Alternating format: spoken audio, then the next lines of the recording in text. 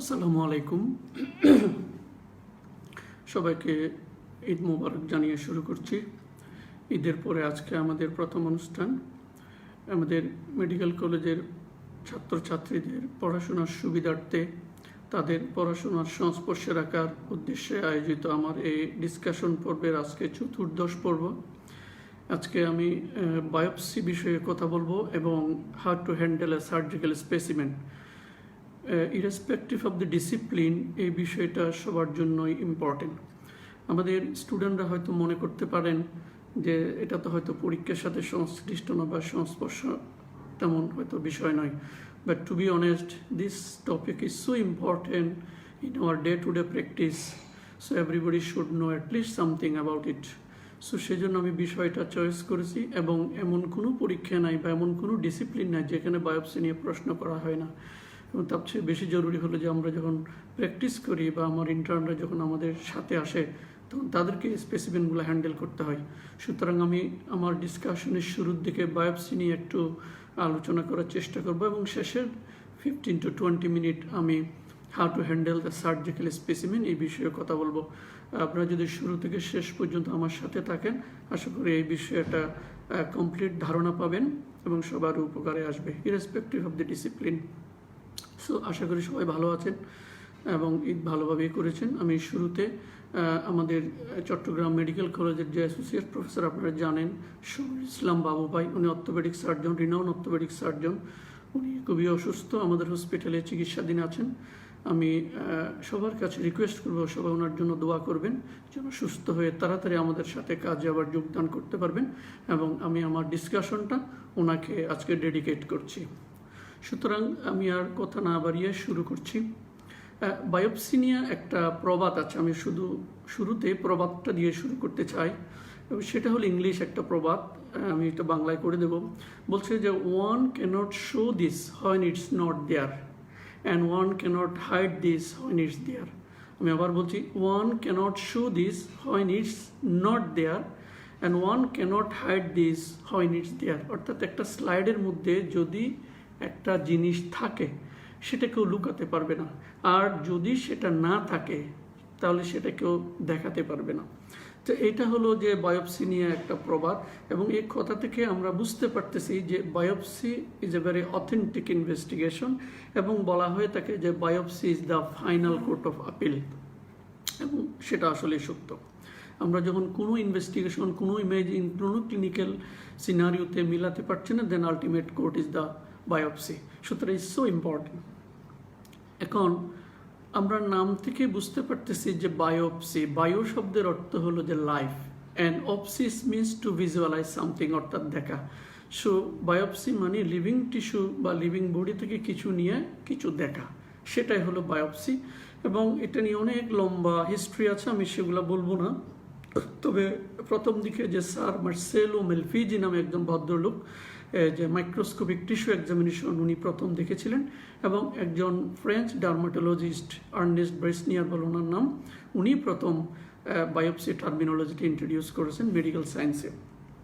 তবে তার আগে আমরা জানি যে আরবদের মেডিকেল সায়েন্সের হিস্ট্রি অনেক লম্বা, অনেক পুরাতন এবং অনেক ঐতিহাসিক, এবং দেখা গেছে যে আবুল কাসিস নামে একজন আরব ফিজিশিয়ান ছিলেন, উনি এরও আগে প্রায় 1013 or 1107-এর দিকে উনি এটা করেছেন, এবং সে বায়োপসিটা প্রথম ছিল গয়টারের উপর। আমরা জানি গয়টার যেটা আমরা ডিসকাস করেছিলাম সেটার উপর, অর্থাৎ 16th সেঞ্চুরির আগেও 10113-এর দিকে যে আবুল কাসিস নামে যিনি আরব ফিজিশিয়ান ছিলেন, উনি এই বায়োপসি ইন্ট্রোডিউস করেছিলেন ফর এ গয়টার পেশেন্ট।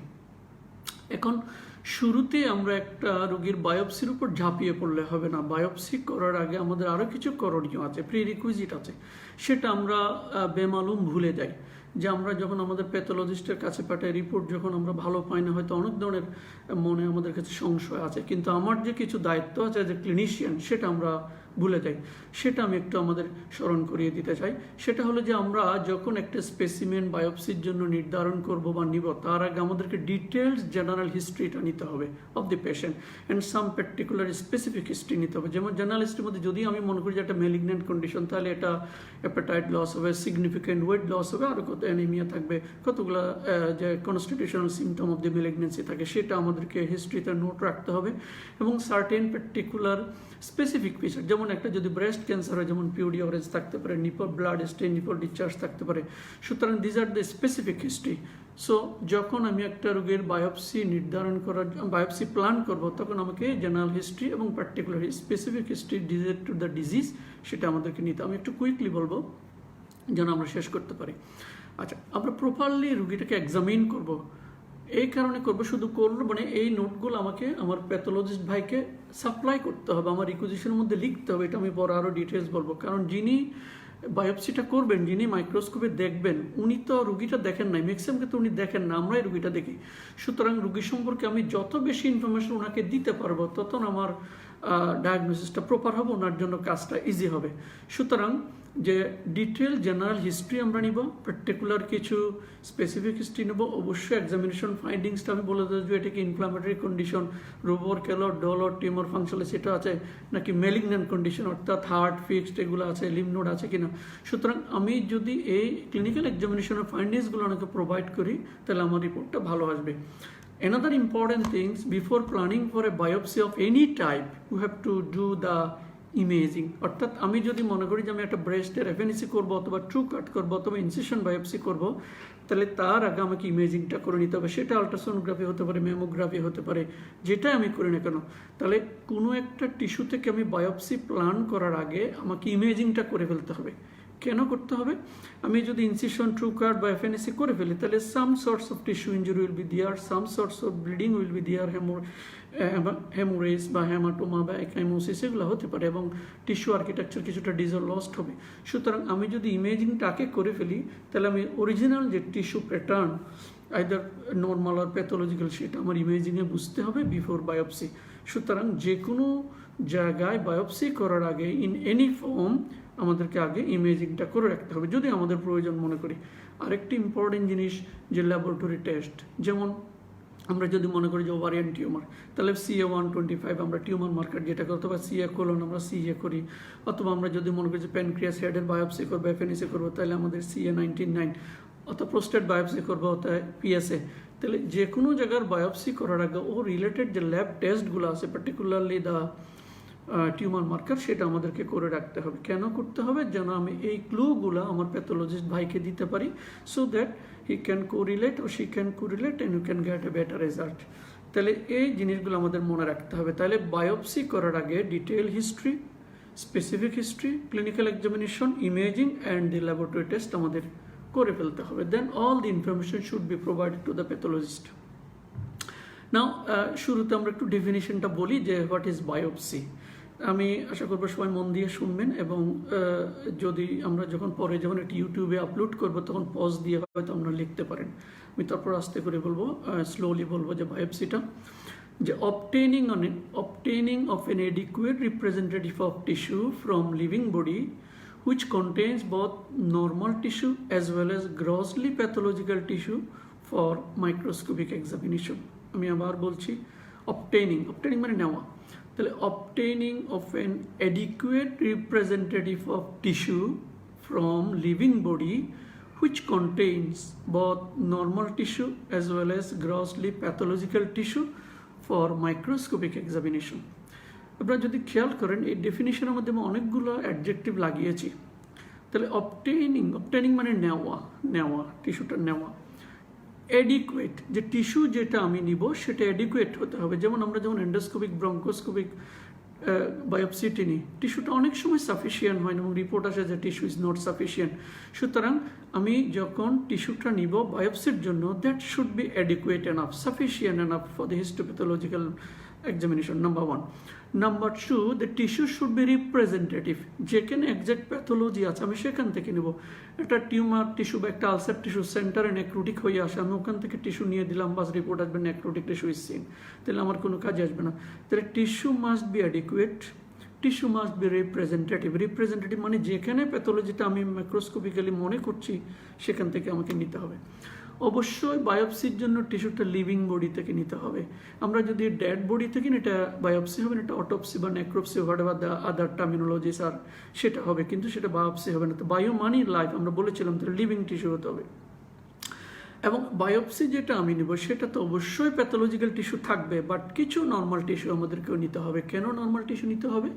কারণ নর্মাল টিস্যু দেখে আমাদের প্যাথোলজিস্ট ভাইরা বুঝতে পারবেন যেটা কি, এটা স্টোমাক নাকি এটা ব্রেস্ট নাকি কোলন হোয়াট এভার, এবং সে অনুযায়ী উনি কোরিলেট করবেন যে ওই অর্গানে কী অসুখটা হয়। সুতরাং আমি বায়োপসি যে টিস্যুটা নেব সেখানে প্যাথোলজিক্যাল টিস্যু থাকবে, প্লাস কিছুটা নর্মাল টিস্যু নিতে পারলে ভালো। সবসময় নেওয়া যায় না, বাট নেওয়াটা ভালো। এবং সেই জিনিসগুলো যে নিয়ে আমরা কী করবো, আমরা মাইক্রোস্কোপিক্যাল এক্সামিনেশন করবো, আমাদের প্যাথোলজিস্ট ভাইরা করবেন। এবং সেই মাইক্রোস্কোপিক এক্সামিনেশনটা দু ধরনের হতে পারে, এটা সাইটোলজিক্যাল হতে পারে এবং হিস্টোলজিক্যাল হতে পারে। সুতরাং সাইটোলজিক্যাল এক্সামিনেশন যেগুলো আমরা বলবো ব্রাশ সাইটোলজি বা একটু পরে বলবো এফএনএসি, সেগুলো কিন্তু বায়োপসির আন্ডারে। সুতরাং এই কতগুলো কথা আমাদের মনে রেখে বায়োপসিটা নিতে হবে, আদারওয়াইজ আমাদের রেজাল্টটা ভালো আসবে না। তাহলে কি আমি আবার বলি, obtaining of an adequate representative of tissue from living body which contains both normal tissue as well as grossly pathological tissue for microscopic examination, মানে cyto and histological examination. So this is about the biopsy definition. এখন এখানে ছোট্ট একটা প্রশ্ন করা হয় আমাদের graduate লেভেলে যে বায়োপসি কি ট্রিটমেন্টের অংশ? অ্যাকচুয়ালি বায়োপসি ইজ দ্য ডায়াগনোসিসের অংশ, তবে কিছু কিছু ক্ষেত্রে to some extent biopsy can fulfil the treatment. অর্থাৎ বায়োপসি যেমন আমরা ডায়াগনোসিস করতে পারি, কিন্তু বায়োপসি দিয়ে কিছু কিছু ক্ষেত্রে আমরা ট্রিট করতে পারি। যেমন আমি যদি বলি যে একটা বেনাইন লেশন লাইপোমা, আমি এক্সেশন বায়োপসি করে ফেললাম, তাহলে এটা ডায়াগনোসিস হলো, ট্রিটমেন্টও হলো। যেমন আমি যদি বলি একটা সিবাসিয়াস সিস্ট, সেটা ডায়াগনোসিস হলো, এক্সেশন বায়োপসি যখন আমি করবো সিবাসিয়াস সিস্ট, এবং এটা ট্রিটমেন্টও হলো। কিন্তু যদি আমি ধারণা করি যে মেলিগন্যান্ট লেশন ক্লিনিক্যালি অর ম্যাক্রোস্কোপিক্যালি, তাহলে সেটার সাইজ যদি লেস দেন ইউজুয়ালি 1 সেন্টিমিটার হয়, তাহলে সেক্ষেত্রেও যদি আমি ওয়াইড লোকাল এক্সিশন করি বা 1 সেন্টি বা 2 সেন্টিমিটার মার্জিন রেখে এক্সিশন করি, তাহলে সেটাও কিন্তু ট্রিটমেন্টের অংশ হবে। আমি আবার বলছি যে আমরা একটা প্রশ্ন করা হয় স্যারদের কাছে, আমি প্রশ্ন করতে শুনেছি যে বায়োপসি করে কি আমরা ট্রিট করতে পারি? ইয়েস, টু সাম এক্সটেন্ট আমরা ট্রিট করতে পারি। যদি বেনাইন লেশন হয় এক্সিশন বায়োপসিগুলো ট্রিটমেন্ট হয়ে যাবে, যেমন লাইপোমা, সিবাসিয়াস সিস্ট, ডার্মোয়েড সিস্ট। আর যদি মেলিগন্যান্ট লুকিং লেশন হয় বা সেরকম আমাদের কাছে ক্লিনিক্যালি মনে হয়, এবং সেই লেশনটা যদি ছোটো থাকে লেস দেন 1 সেন্টিমিটার বা 1.5 সেন্টিমিটার, তাহলে আমি যদি ওয়াইড লোকাল এক্সিশন করি আর 2 সেন্টিমিটার মার্জিন বা 1 সেন্টিমিটার মার্জিন রেখে করি, তাহলে সেটাও আর ট্রিটমেন্ট ফুলফিল করবে। তবে মেইনলি বায়োপসিটা হলো আমাদের ডায়াগনস্টিক পারপাস। তাহলে এই বায়োপসি ডিটেলস আরও বলার আগে আমাদের কতগুলো প্রিন্সিপাল আছে বায়োপসির, আমি সেগুলো একটু আগে বলিনি যেন আপনার মনে থাকে। একটা হচ্ছে বায়োপসি সামটাইমস নিডেড মাল্টিপল, অর্থাৎ আমি শুধু একটা টুকরা কেটে দিলাম সেটা সাফিসিয়েন্ট নাও হতে পারে। একটা বড় আলসার আছে অথবা একটা বড় টিউমার আছে, সাম বিগ লেশন, তাহলে সেক্ষেত্রে আমাদের বায়োপসি মে বি মাল্টিপল, প্রয়োজনে অনেক জায়গা থেকে 2-3 জায়গা থেকে নেওয়া লাগতে পারে, 1 নম্বর। 2 নম্বর হচ্ছে যদি আলসারেটেড লেশন হয় তাহলে আমাদের ওয়েজ বায়োপসি নিতে হবে, সেটা আমি, অথবা ফাঙ্গেটিং লেশন যদি হয় তাহলে সেটা ওয়েজ বায়োপসি নিতে হবে। আমি আরেকদিন ওটা দেখিয়েছিলাম, দেখেন আপনারা, যে যদি এটা আলসারেটেড লেশন হয়, বিশাল একটা আলসারেট, আমি আলসার যেদিন বলেছিলাম ওদিন এটা দেখিয়েছিলাম, ইটস সো ইম্পর্টেন্ট। তাহলে আমরা একটা ওয়েজ শেপেড বায়োপসি নেব, ট্রায়াঙ্গুলার, সেন্টার হবে এখানে, এটা হবে পেরিফেরি, এটা প্যাথোলজিক্যাল টিস্যু, এটা হলো নর্মাল টিস্যু। আমি এটা বলেছিলাম কেন নর্মাল টিস্যু নিব, to identify the organ, to see the extent, to see the grading ইত্যাদি। সুতরাং আমি যখন একটা লার্জ লেশন পাবো, এটা সেন্টার থেকে পেরিফেরি পর্যন্ত নিতে হবে, সেটা বলা হয় ওয়েজ বায়োপসি, অথবা এটা পার্ট অফ ইনসিশন বায়োপসি। এবং যদি আমি প্রয়োজন মনে করি এরকম 2-3 জায়গা থেকে নেওয়া লাগতে পারে। এটা পরীক্ষায় জিজ্ঞেস করা হয় যে এটা এরকম খাতা এরকম দিয়ে দেওয়া বলে একটা আলসার, তুমি বায়োপসি কেমনে নিবা, এটা পরীক্ষায় ইনভেরিয়েবলি জিজ্ঞেস করা হয় এবং ছবি আঁকতে দেওয়া হয়, তখন দেখা যায় যে স্টুডেন্টরা পারেনি, এই জন্য আমি ছবিটা দেখালাম। সুতরাং যখন একটা লার্জ আলসার হবে বা লার্জ লেশন হবে, আমাদের বায়োপসি 1-এর অধিক নেওয়া লাগতে পারে। So multiple biopsy may be needed to some extent, number 1. Number 2, যখন লার্জ আলসারেটেড লেশন হবে, আমি যেটা দেখালাম, সেক্ষেত্রে ওয়েজ শেপেড বায়োপসি নেওয়া লাগতে পারে। নাম্বার 3, ফুল থিকনেস নিতে হবে। আমার একটা টিউমার আছে, ধরলাম এটা টিউমার, তাহলে আমাকে ফুল থিকনেস নিতে হবে। আমি শুধু একটু থিকনেস নিলাম সে কিন্তু হবে না। বিশেষ করে যদি স্কিন বায়োপসি হয় তাহলে আমাদের ফুল থিকনেস অফ দি স্কিন নিতে হবে, নাহলে আমাদের রিপোর্ট ভালো আসবে না। যেমন ধরুন মেলানোমা, আমরা জানি যে ব্রেস্ট লস থিকনেস, তাহলে কতটুকু থিকনেস সে ডেপথে গেছে সেটা যদি আমি না বুঝে তো আই ক্যান কনক্লুড, সুতরাং আমাদেরকে ফুল থিকনেস নিতে হবে। আরেকটা অনেক সময় আমরা ভুল করি, যেমন বিশাল একটা আলসার আছে, আমরা একটা মিডিয়াম সাইজ আর্টারি নিয়ে নিলাম, একটু ক্রাশ করে টিস্যু নিয়ে নিলাম। No, this is not the ideal. You cannot crush the tissue of the biopsy specimen. যে টিস্যুটাকে যদি ক্রাশ করে ফেলি টিস্যুটা লস হয়ে যাবে, আর্কিটেকচার লস হবে, এটা বুঝতে অসুবিধা হয়। সুতরাং টিস্যুকে কখনোভাবে ক্রাশ করা যাবে না। সাধারণত লেজার প্রোব, ক্রায়োপ্রোব অথবা ডায়াথার্মি ইউজ না করা ভালো। যেমন আমরা যখন অনেক সময় ল্যাপারোটমি করি, লিভার বায়োপসি নিই, আমরা ডায়াথার্মি দিয়ে নিয়ে নিই। হ্যাঁ ঠিক আছে, লেশনটা যদি আমি বড় থেকে নিই তাহলে ঠিক আছে, কিন্তু আমি যখন ছোট একটা লেশন নিব, বায়োপসি নিব, তাহলে ডায়াথার্মি না দেওয়া ভালো। এখন ডায়াথার্মি দিলে ডায়াথার্মির কারণে টিস্যুটা বার্ন হয়ে যাবে, আমি রিপোর্টটা ভালো নাও পেতে পারি। সুতরাং যে আমরা ডায়াথার্মি প্রেফারেবলি অ্যাভয়েড করবো যেখানে দরকার, তাহলে আমরা ওয়েস্ট দিয়ে ব্লেড দিয়ে কেটে বা সিজার দিয়ে কেটে নিব, ওর একটা বাইট দিয়ে দিতে পারি। সুতরাং try to avoid the diathermy, cryoprobe or the laser during the biopsy. একটা হচ্ছে অ্যাভয়েড দ্য মোরসিলেটর। মোরসিলেটর যারা ল্যাপারোস্কোপি, বিশেষ করে গাইনোকোলজিক্যাল সার্জন আছেন অথবা আমরা জেনারেল সার্জনের যখন আমরা লিভার অথবা স্প্লিন, বড় অর্গানগুলা, সলিড অর্গানগুলো আমরা ল্যাপারোস্কোপি, তো মোরসিলেটর ইউজ করতে টু রিট্রাইভ দি স্পেসিমেন।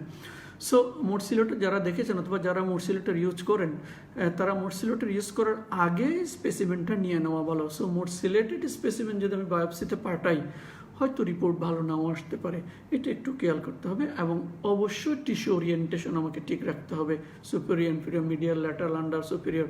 এটা আমি পরের দিকে যখন টিস্যু স্পেসিমেন হ্যান্ডেলিং বলবো তখন এটা আরও ডিটেলস বলবো। সুতরাং এ কয়টা মাথায় রাখতে হবে। একটা কি, এটা হচ্ছে মাল্টিপল স্পেসিমেন দরকার হতে পারে, লার্জ লেশন ওয়েবসি করতে হবে, ওয়েস্ট বায়োপসি করতে হবে, ফুল থিকনেস আমি নিব, আমরা টিস্যুটাকে ক্রাশ করবো না, আমরা লেজার, ক্রায়োপ্রোব বা ডায়াথার্মি প্রেফারেবলি অ্যাভয়েড করবো, মোরসিলেটর অ্যাভয়েড করবো, এবং ওরিয়েন্টেশনটা আমরা টিস্যু ঠিক রাখবো। এই জিনিসগুলো খেয়াল করে আমরা বায়োপসিটা নিব। এতগুলো উদ্দেশ্য হচ্ছে যেন আমি রিপোর্টটা ভালো আসে।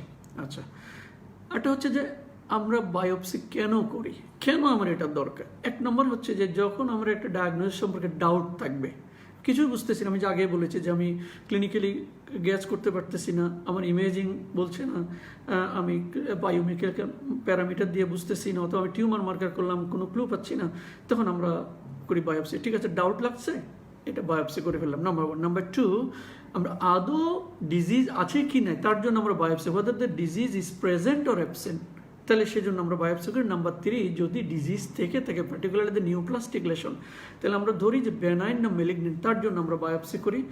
যদি সেটা মেলিগনেন্ট হয় তার এক্সটেন্ট দেখার জন্য আমরা বায়োপসি করি। সাপোজ আমি মনে করলাম যে এখানে কার্সিনোমাস, এখানে লিম্ফ নোড, তাহলে আমরা এটা বায়োপসি বা এফএনএসি করে লাগতে পারে। তাহলে আমি যে ডাউটফুল কন্ডিশনে করব, আমি আদৌ presence or absence of the disease আছে কিনা, যে বেনাইন ওর মেলিগনেন্ট সেটা দেখার জন্য করব, যদি মেলিগনেন্ট হয় তার স্প্রেড দেখার জন্য করব। Sometimes we do the follow up, হয়তো আমি রেডিওথেরাপি দিচ্ছি, এটা ফলো আপ করলাম, হয়তো এখানে সার্ভাইকাল গ্ল্যান্ড ছিল, আমি ইভেন যে বায়োপসি মানে যে শুধুমাত্র ক্যান্সার তা কিন্তু নয়, যে আমরা যেমন টিউবারকুলোসিস, সার্ভাইকাল লিম্ফেডিনোপ্যাথি, আমরা 1 বছর চিকিৎসা দিলাম, তারপর দেখা যাচ্ছে একটা দুটো লিম্ফ নোড রয়ে গেলো, তাহলে আমরা আবার রিবায়োপসি করি যে আদৌ অ্যাক্টিভ লেশন আছে কিনা। সুতরাং ফলো আপ করার জন্য অনেক সময় বায়োপসি করার প্রয়োজন হতে পারে। এবং আমি আগেই বলেছি যে স্কিন যখন আমরা বায়োপসি করব অবশ্যই ফুল থিকনেস করব। আরেকটা জিনিস ইম্পর্টেন্ট হলো যে যখন কোনো ইনফ্লামেটরি লেশন হবে, আমরা হয়তো ইনিশিয়ালি জানি না কি অ্যাকিউট ইনফ্লামেটরি লেশন বা ক্রনিক ইনফ্লামেটরি লেশন, তাহলে বলা হচ্ছে যে একটা ইনফ্লামেটরি লেশন 2 সপ্তাহের মধ্যে বায়োপসি করার প্রয়োজন নাই। যদি আমরা সাপোর্টিভ চিকিৎসা দেওয়ার পরে বা অ্যান্টিবায়োটিক দেওয়ার পরে up to 14 days or 10 to 14 ডেজের মধ্যেও যদি রেসপন্স না করে, then it is needed the biopsy. আমি এই কথাটা আবার বলছি যে ইনফ্লামেটরি লেশন আমরা অবশ্যই বায়োপসি করব, কিন্তু আমরা শুরুতে হয়তো বুঝতে পারছি না যে এটা অ্যাকিউট না ক্রনিক লেশন। যদি কোনো inflammatory lesion 10 to 14 days sufficient conservative বা সাপোর্টিভ যে চিকিৎসাগুলো আছে আমাদের, সেটা দেওয়ার পরেও যদি রেসপন্স না করে, দেন আমরা হয়তো বায়োপসি করব। এই হলো ইন্ডিকেশন। এখন বায়োপসি কখন আমরা করব না, এর অনেকগুলো আছে, আমি অত ডিটেলস বলবো না। যে যদি আমরা মনে করি যে কিছু রিলেটিভ আছে, কিছু অ্যাবসলিউট আছে, যে যদি আমরা মনে করি যে অ্যাকিউট অ্যালার্জিক ম্যানিফেস্টেশন, সেটা কেমিক্যালস হোক, ভাইরাল হোক, bacterial, fungal, what ever, any acute allergic manifestation biopsy is relatively contraindicated, মনে রাখবেন। তাহলে এই জন্য আমাদের হিস্ট্রিটা নিতে হবে যে আপনার যে চুলকানি বা যে লেশন এটা কয়দিন। তাহলে যদি অ্যাকিউট অ্যালার্জিক ম্যানিফেস্টেশন হয় due to any cause, biopsy is relatively contraindicated প্রথম। But there are some absolute contraindication of biopsy, এটা হয়তো আমরা অনেকেই জানি।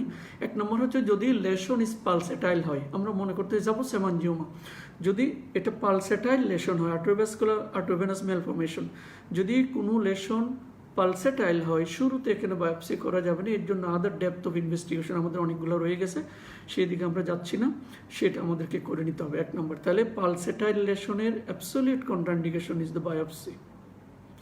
নাম্বার 2, যদি আমরা একটা বনি লেশন পাই এবং সেটা হচ্ছে ইন্ট্রাবনি লেশন রেডিওলুসেন্ট যদি ইন্ট্রাবনি লেশন হয় তাহলে সেটা বায়োপসি কন্ট্রাইন্ডিকেটেড। কেন কন্ট্রাইন্ডিকেটেড? কারণ এখানে জায়েন্ট সেল টিউমার থাকতে পারে, অনেক কিছু থাকতে পারে। সো জায়েন্ট সেল টিউমার, তাহলে আমি যদি বায়োপসি করে আমি আরও ডিসেমিনেট করে দিলাম। সুতরাং যদি একটা বোনের ইন্ট্রাবনি লেশন রেডিওলুসেন্ট আসে তাহলে সেটা কন্ট্রাইন্ডিকেটেড। আর একটা হচ্ছে, আর অনেক আছে, আমি তিনটাই বলবো। যদি একটা পিগমেন্টেড স্কিন লেশন হয়, সেটা এক্সিশন বায়োপসি আমরা করতে পারবো, কোনো সমস্যা নেই। কিন্তু একটা pigmented skin lesion incision biopsy করাটা উচিত নয়। কারণ হচ্ছে যদি এটা প্রি মেলিগন্যান্ট পিগমেন্টেড লেশন হয় তাহলে এটা মেলিগন্যান্ট ট্রান্সফরমেশন হতে পারে, অথবা ধরলাম এটা মেলানোমা, তাহলে এটা স্প্লিট করে যেতে পারে। সেই জন্য যদি কোনো পিগমেন্টেড কিউটেনিয়াস লেশন হয় তাহলে হয় এটা আমরা এক্সিশন বায়োপসি করব, কিন্তু ইনসিশন বায়োপসি না করা ভালো। কেন না করা ভালো? যদি আমি এটা প্রি মেলিগন্যান্ট কন্ডিশন হয় তাহলে সেটা মেলিগন্যান্ট ট্রান্সফরমেশন হইতে পারে after incision biopsy, or if it is malignant melanoma it may spread after the incision biopsy. সুতরাং সেক্ষেত্রে আমরা পিগমেন্টেড কিউটেনিয়াস লেশনের যে ইনসিশন বায়োপসি করবো না। তাহলে আমি যদি আবার বলি, কন্ট্রাইন্ডিকেশন অফ দি বায়োপসি, একটা হচ্ছে acute allergic manifestation due to any cause is the relative contraindication of the biopsy. আর অ্যাবসোলিউট কন্ট্রাইন্ডিকেশন কি কি? একটা হচ্ছে পালসেটাইল লেশন যদি হয়, নাম্বার 1, নাম্বার 2 রেডিওলুসেন্ট বনি লেশন যদি হয়, এন্ড নাম্বার 3 যদি হয় যে পিগমেন্টেড কিউটেনিয়াস লেশন। তাহলে এগুলোর ক্ষেত্রে বায়োপসি অ্যাভয়েড করা ভালো। এখন বায়োপসি কে করবেন, কে বায়োপসি করতে পারবেন?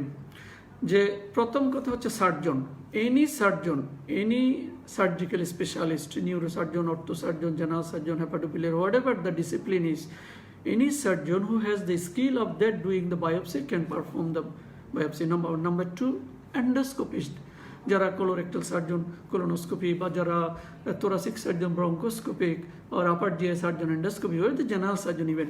তাহলে any endoscopist who has the expertise can do the biopsy. Of course pathologist তো অবশ্যই করতে পারবেন, তবে বেসিক্যালি ওনারা যেগুলা এফএনএসিটা মেইনলি ওনারা করেন, অথবা ট্রু কাটটা করেন, বাট ইনসিশন এক্সিশন বায়োপসিগুলো এটা আমাদেরকে করে দিতে হয়, কারণ অনেকগুলো ফেসিলিটির প্রয়োজন হচ্ছে, ওটি লাগে। সুতরাং pathologist can do the biopsy. এটা সব পরীক্ষার প্রশ্নগুলো কিন্তু আমি বলছি যে বায়োপসি কে করতে পারেন, আমি সব প্রশ্নগুলো আনসার করে দিচ্ছি। দেন ইন্টারভেনশন রেডিওলজিস্ট, যদিও আমাদের দেশে ওটা অত ডেভেলপ করেন ইন্টারভেনশন রেডিওলজি, বাট বাইরের কান্ট্রিতে ইন্টারভেনশন রেডিওলজিস্টরা ক্যান ডু দ্য বায়োপসি।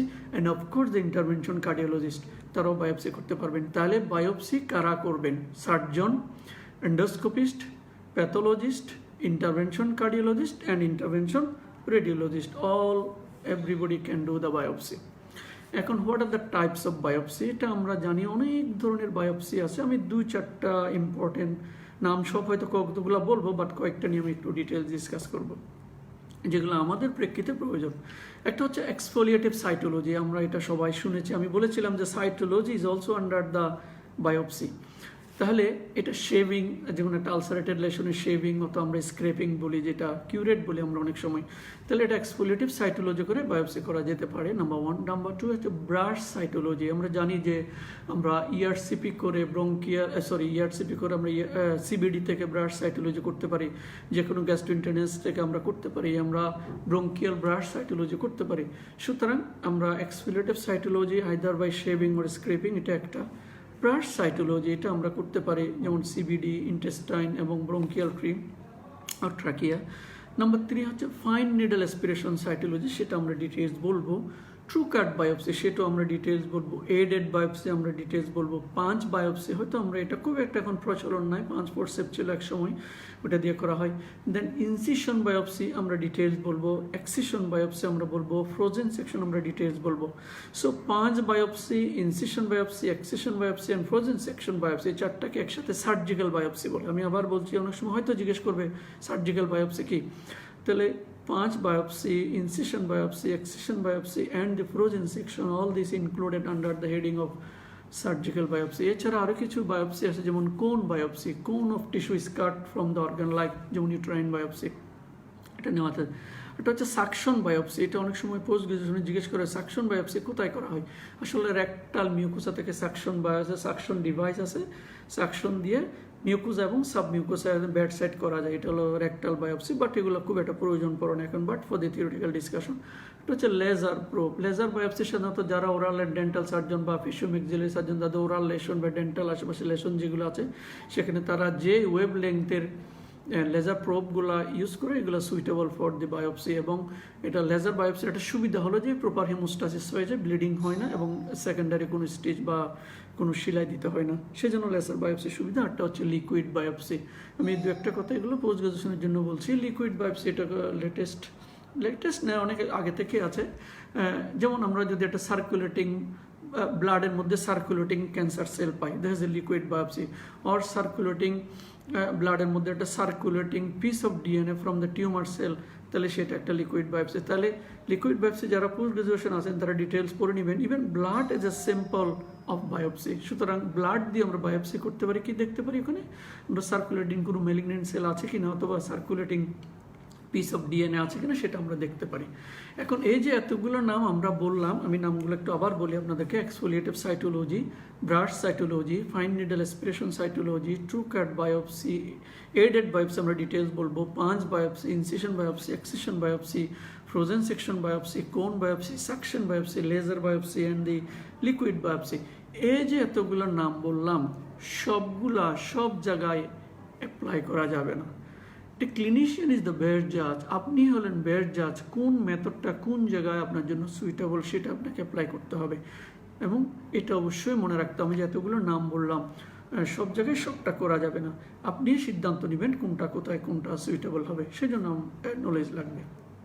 এখন যে আমরা একটা কমন ধারণা, রোগীদের মধ্যে একটা ধারণা আছে যে বায়োপসি নিলে ওরা ভয় পেয়ে যাবেন। আমরা ক্লিনিশিয়ানরা অনেক সময় ভয় পেয়ে যদি ক্যান্সার আসে, তাহলে বায়োপসি মানে ক্যান্সার নয়, যে এটা অনেক কিছু আসতে পারে।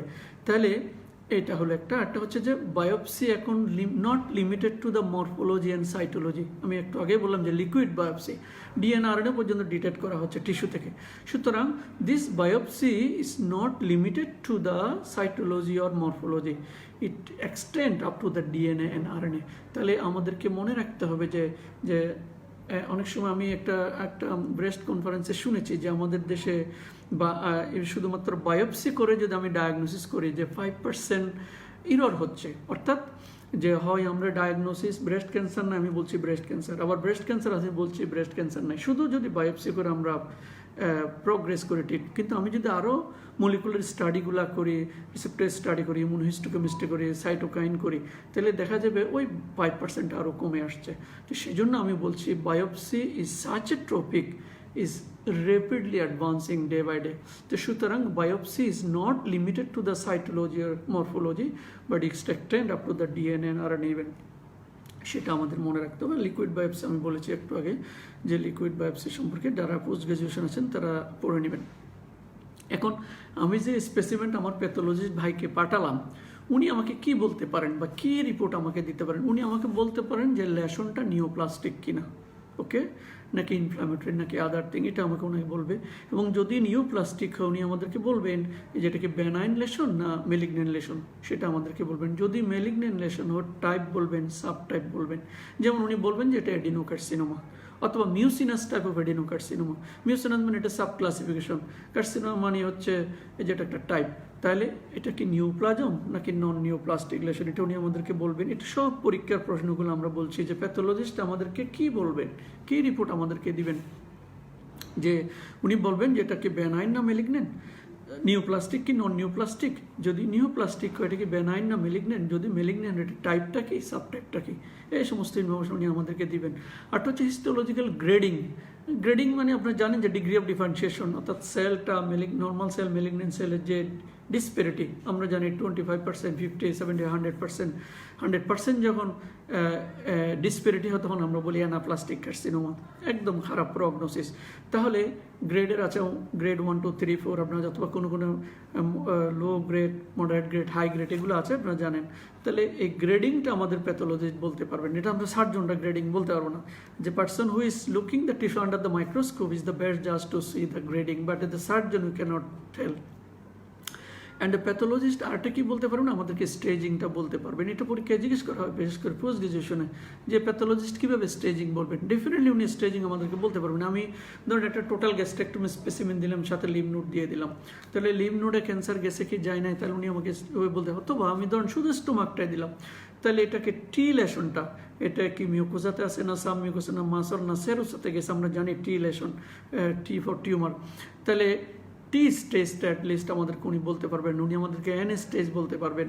সুতরাং আমাদের প্যাথোলজিস্ট কি আমাদেরকে ইনফরমেশন দিতে পারবেন, যে নেচার অফ টিস্যু, তো বেনাইন নিওপ্লাস্টিক ও নন নিওপ্লাস্টিক সেটা বলতে পারবেন, এটা বেনাইন না মেলিগন্যান্ট সেটা বলতে পারবেন, যদি মেলিগন্যান্টের টাইপটা কি সেটা বলতে পারবেন, সাব টাইপ কি সেটা বলতে পারবেন, গ্রেডিং আমাদেরকে বলতে পারবেন, এবং স্টেজিং অবশ্যই বলতে পারবেন। শুধু তাই নয়, এখন মডার্ন প্যাথোলজিতে আরও অনেক কিছু বলতে পারে, আমরা হয়তো ওদিকে যাচ্ছি না। নেক্সট হচ্ছে যে একটা আমরা পরীক্ষায় জিজ্ঞেস করা হয় যে তুমি কখনো একটা হিস্টোপ্যাথোলজি রিপোর্ট দেখেছো কিনা, বা পোস্ট গ্রাজুয়েশনও একটা হিস্টোপ্যাথোলজি রিপোর্ট দিয়ে দেওয়া হয়, বলে যে এটা দেখেন। তাহলে যে কোনো সময় যে কোনো একটা জিনিস মনে রাখবেন, যখন স্যারেরা এরকম কোনো রিপোর্ট অফার করবে দেখার জন্য, তাহলে অবশ্যই তার শুরু থেকে দেখতে হবে, শুধু রিপোর্টটা পড়লে হবে না। এটা আমি আরেকদিন বলেছিলাম যে পার্টিকুলার যেটা আছে, নাম, বয়স বা আদার যে পার্টিকুলার রেজিস্ট্রেশন নাম্বার, এভরিথিং ওগুলো বলতে হবে, তারপর রিপোর্টটা পড়তে হবে। তাহলে একটা হিস্টোপ্যাথোলজি রিপোর্ট ওগুলার পরে আমাদেরকে দুটো ইনফরমেশন দেয়, একটা হচ্ছে গ্রস অর ম্যাক্রোস্কোপিক, আরটা হচ্ছে মাইক্রোস্কোপিক, দুটা জিনিস দেয়। তো আমি আজকে হয়তো বেশি ছবি নাই, আমি যদি একটা ছবি দেখায় যে how A histopathological report looks like, এটা আপনারা যদি একটু দেখেন, যে এটা একটা হিস্টোপ্যাথোলজিক্যাল রিপোর্ট, আপনারা দেখেন আমি পার্টিকুলার্সটা হাইড করেছি, দেখেন যে এটা একদম গ্রস কিছু ইনফরমেশন এখানে দেওয়া আছে, যে এটা টিস্যুটা কি, স্পেসিমেনটা কি, স্পেসিমেনটা হলো প্রোস্টেট, ব্লক নাম্বার অথবা আইডি নাম্বার যেটাই বলুন, এটা ব্লক নাম্বারটা কত, এটা ভেরি ইম্পর্টেন্ট, কারণ এই ব্লক নাম্বারটা ভেরি ইম্পর্টেন্ট। এটা এই কারণে ইম্পর্টেন্ট, আমরা যদি এটা রিভিউ করতে চাই, অথবা আমার যদি সন্দেহ, এটা ব্লক নাম্বার, তাহলে আমার যদি সন্দেহ লাগে যে এই স্লাইডটা আমি আবার রিভিউ করব, তাহলে এটা অবশ্যই করা যেতে পারে। এবং গ্রস একটা ইনফরমেশন উনি আমাকে দিবেন যে এটা কীরকম, তারপর একটা মাইক্রোস্কোপিক একটা আমাকে ইমপ্রেশন দিবেন, তারপর উনি একটা কনক্লুড করবেন যে ইমপ্রেশনটাকে, যে অ্যাডিনোকার্সিনোমা প্রোস্টেট, গ্লিসন্স এত 4+3 = 7। গ্লিসন যারা ইউরোলজিস্ট আছেন তারা বুঝবেন, অথবা জেনারেল সার্জনরা বুঝবেন, এটা আমাদের দরকার নাই। তাহলে how A histopathological report looks like, এটা একটু আমাদেরকে জানতে হবে। ওকে, তাহলে আমি আবার বলছি, যে কোনো হিস্টোপ্যাথোলজিক্যাল রিপোর্ট যখন পড়তে দেওয়া হবে, আমরা অবশ্যই যে কোনো রিপোর্ট অবশ্যই পার্টিকুলার্সগুলো পড়ব, এবং তারপর আমরা রিপোর্টটা পড়ব, যেন শুরুতে ইমপ্রেশনটা না পড়ি, এটা সবাই মনে রাখবেন। নেক্সট হলো যে আমরা যখন বায়োপসি করি কি কন্ডিশন ওনারা বলতে পারেন, এটা ক্যান্সার কিনা সেটা বলতে পারবেন, প্রি ক্যান্সারাস কন্ডিশন কিনা সেটা বলতে পারবেন, একটু আগেও বলেছিলাম ইনফ্লামেটরি কন্ডিশন ওনারা বলতে পারবেন। পরীক্ষায় জিজ্ঞেস করা হয় যে কি কন্ডিশন বায়োপসি থেকে আমরা বুঝতে পারবো, একটা হচ্ছে ক্যান্সার অর মেলিগন্যান্ট বা নিওপ্লাস্টিক কন্ডিশন বুঝতে পারবো, একটা হচ্ছে যে প্রি ক্যান্সারাস কন্ডিশন কিনা সেটা আমরা বুঝতে পারবো, the other one is the inflammatory condition কিনা সেটা আমরা বুঝতে পারবো। যেমন টিউবারকুলোসিস আমরা জানি, প্রি ক্যান্সারাস কন্ডিশন আমরা অনেকগুলো জানি। আচ্ছা, এখন মোস্ট ইম্পর্টেন্ট একটা কোয়েশ্চেন, বিশেষ করে পোস্ট গ্রাজুয়েশন বা গ্রাজুয়েশনে জিজ্ঞেস করা হয় যে আমি স্পেসিমেনটা যে নিলাম বায়োপসির জন্য বা হিস্টোপ্যাথোলজির জন্য, যেটাই বলুন না কেন, সেটা আর কি কাজে ইউজ করা যাবে। এটা খুব কমন একটা প্রশ্ন জিজ্ঞেস করা হয়, যে বায়োপসি যে টিস্যুটা নিলাম এটা আর কোনো কাজে ইউজ করা যাবে কিনা। প্রথম কথা হলো, যে রিপোর্টটা আমার কাছে আসবে সেটা আমি রিভিউ করতে পারবো ওই স্পেসিমেন থেকে বা ওই স্লাইড থেকে। আমি এখানে একটা কথা বলে নিই, আমরা অনেক সময় একটু আমাদের অনেকের মধ্যে একটা অভ্যাস আছে যে একটা স্পেসিমেন্টে 4 টুকরা করে 4 জায়গায় পাঠিয়ে দিই। সেটা উচিত নয়, কারণ একটা টিউমার বা একটা স্পেসিমেন্টে 4 জায়গায় 4 রকম প্যাথোলজি আসতেই পারে বা 4 রকম ইমপ্রেশন ক্রিয়েট করতে পারে। তো সেজন্য একটা স্পেসিমেন্টকে 4 জায়গায় পাঠানো উচিত নয় বা 2 জায়গায় পাঠানো উচিত নয়। আমরা পুরো স্পেসিমেন এক জায়গায় পাঠিয়ে দিব। আমরা যদি সন্দেহ পোষণ করি, আমাদের যদি কনফিউশন হয়, তাহলে সেটা আমরা স্লাইডটা রিভিউ করবো অথবা স্পেসিমেনটা নিয়ে আসবো। এটা সাধারণত ইন্টারন্যাশনাল রুল আছে যে স্পেসিমেনটা এবং স্লাইডটাকে প্রিজার্ভ করা যায়। 3 মাস পর্যন্ত ওনারা প্রিজার্ভ করার রাইট রাখেন। একটা সার্টেন ফি দিয়ে আমরা এটা রিটার্ন নিতে পারি, আমার যেখানে খুশি সেটা আমি আবার রিভিউ করতে পারি। সুতরাং একটা স্পেসিমেনকে 2 জায়গায় বা 4 জায়গায় পাঠানো উচিত নয়। হ্যাঁ, তবে আমি যখন স্পেসিমেন প্রিজার্ভেশনের কথা বলবো শেষের দিকে, হাউ টু হ্যান্ডেল, হ্যাঁ আমি স্পেসিমেনটাকে স্লাইস করতে পারি বা পিস করতে পারি, বাট তার মানে এই নয় যে আমি 4 জায়গায় পাঠাবো। সবগুলো এক জায়গাতেই পাঠাবো। কেন আমি স্লাইস করবো? যেন আমার ফিক্সেটিভগুলো ভিতরে ঢুকে টিস্যুটা নষ্ট না হয়, যদি এটা বড় স্পেসিমেন হয়, সেটা আমি পরে আবার বলবো। তাহলে এই যে আমি স্পেসিমেনটা নিলাম, সেটা আমি আর কি কাজে লাগাতে পারি? প্রথম কাজ হচ্ছে, আমার যখন সন্দেহ হবে সেই স্পেসিমেন বা স্লাইডটা আমি রিভিউ করতে পারবো, number 1। Number 2, any source of immunohistological examination, আমি এটা ইমিউনোহিস্টোকেমিস্ট্রি যেগুলো অ্যান্টিজেন অ্যান্টিবডি ব্যাপার স্যাপার আছে সেগুলো আমরা করতে পারবো। তবে সেক্ষেত্রে টিস্যুটা প্রপারলি প্রিজার্ভ করে পাঠাতে হবে, আইডিয়াল ফিক্সেটিভ দিতে হবে, কারণ ফরমালিন ফিক্সেটিভ টিস্যু থেকে সব টেস্ট করা যাবে না। এক এক জিনিস যেমন আমরা যখন জেনেটিক স্টাডি করব, ফ্রেশ টিস্যু পাঠাতে হবে। আমরা যখন ফ্রোজেন বলবো, আপনাকে ফ্রেশ টিস্যু পাঠাতে হবে উইদাউট এনি ফিক্সেটিভ আর প্রিজারভেটিভ। সুতরাং আমরা প্রিজারভেটিভের কথা ডিটেলস পরে আরও বলবো।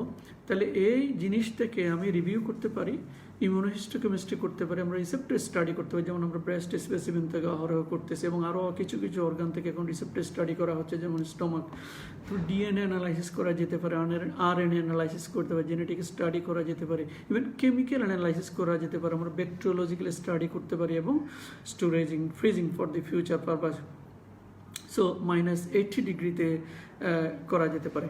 সুতরাং these are the condition where the specimen can be use for the other purpose, the re-examination or the review of the slide or the specimen, number 1. Number 2, immunohistochemistry. Number 3, receptor study, DNA study, RNA study, genetic study, chemical analysis, bacteriological study, and storage for the future references at -80 degrees Celsius. আসলে অনেক request করছে আমাকে ইংরেজিতে বলার জন্য, but আমি যখন ইংরেজি বলা শুরু করি, আবার আমাদের যারা স্টুডেন্টরা ছোড়া বলে স্যার বাংলায় বলেন, so I am in a dilemma, I am in a problem. আমি চেষ্টা করব আমাদের স্টুডেন্টের স্বার্থ রক্ষার জন্য। সো আমি বলেছিলাম যে আরেকটা হচ্ছে যে aided biopsy. Aided biopsy post গ্রাজুয়েশনের শর্ট নোট আছে। What is aided biopsy? Aided biopsy মানে আমি এডেড বাই সামথিং এলস, যে আমি কোনো একটা জিনিসের সহায়তা নিলাম। সেটা কি? একটা হলো যে এন্ডোস্কোপিক বায়োপসি, আমি এন্ডোস্কোপি করে বায়োপসি নিলাম, সরাসরি নিলাম না। So it is aided by the endoscopy. সেটা কোলোনোস্কোপি হতে পারে, সেটা এন্ডোস্কোপিক হতে পারে, ব্রঙ্কোস্কোপিক হতে পারে, যে কোনো ধরনের হতে পারে। তাহলে endoscopic biopsy, particular the upper যে স্টোমাক, ইসোফেগাস থেকে আমরা যেগুলো নিই, বা ডিউডেনাম থেকে যেগুলো নিই, নাম্বার 1। অথবা আমরা ইম্পুলা থেকে নিই, ERCP করে নিতে পারি। Number 2, bronchoscopic biopsy. এবার ব্রঙ্কোস্কোপিক ব্রাড সাইটোলজি বলেছিলাম, even sometimes you can take the biopsy, those who are expert in this field can take the bronchoscopic biopsy. Number 3, the cystoscopic biopsy, those are urologists, they can take the biopsy from the urinary bladder, the transitional cell carcinoma. This অনেক discussion এখানে আছে, যারা urologist ওরা আরও ভালো বলতে পারবেন, যে দ্য সিস্টোস্কোপিক বায়োপসি করা হয়ে থাকে। এবং বায়োপসি শুধু নয়, বায়োপসি এবং ট্রিটমেন্ট অনেক সময় একসাথেই করা হয়। যে colonoscopic biopsy we do frequently in our day-to-day practice in a pre-COVID era.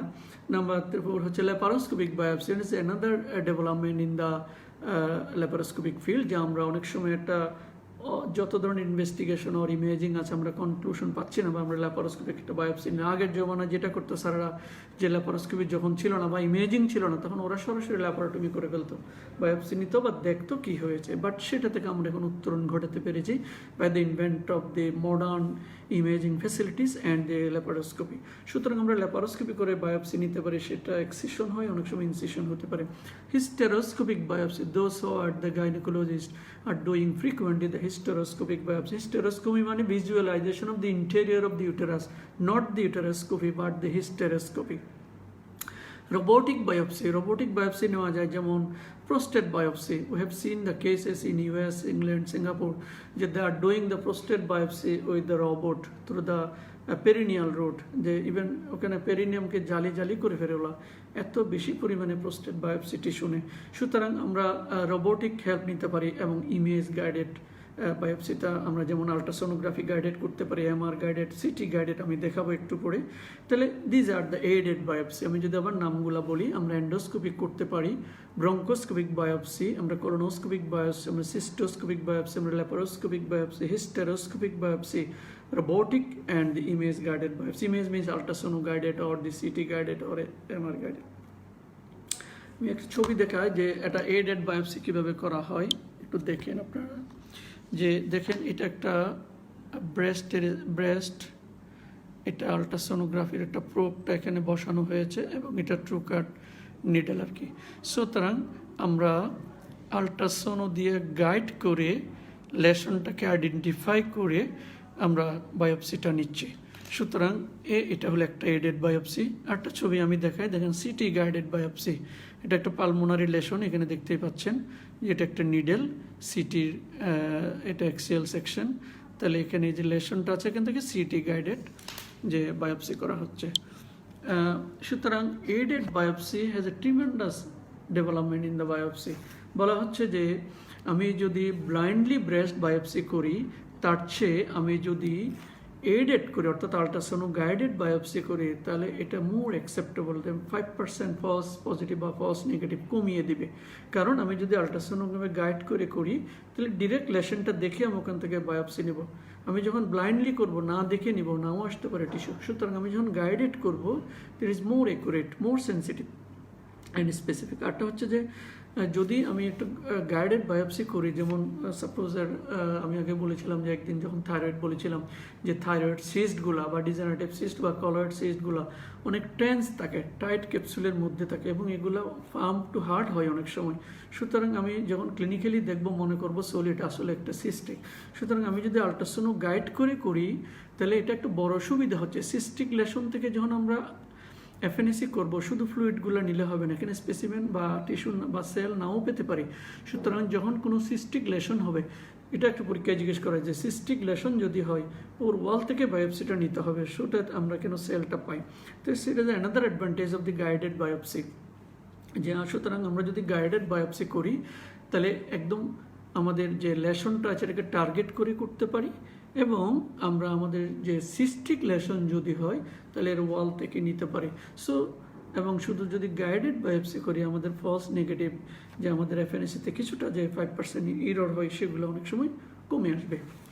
তারপরে একটা ইম্পর্টেন্ট হচ্ছে যে এফএনএসি, এটা নিয়ে অনেক ডিসকাশন আছে আমাদের এটা অনেক 1 ঘন্টা 1.5 ঘন্টা বলা যায় যে আমরা অত কিছু বলবো না, যে আমাদের গ্রাজুয়েট লেভেলের স্টুডেন্টদের জন্য যতটুকু দরকার সে কয়েকটা কথা আমরা একটু বলবো।